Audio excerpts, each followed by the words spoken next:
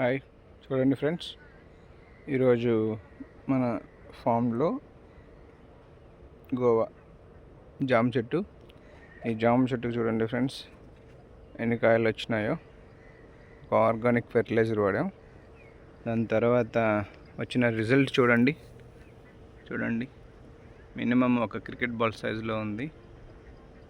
And yielding ఎలా ఉందో చూడండి. ఒక్క కొమ్మకే దాదాపు 6 ఫ్రూట్స్ ఉన్నాయి. చూడండి ఎంత బాగా కాస్తుందో.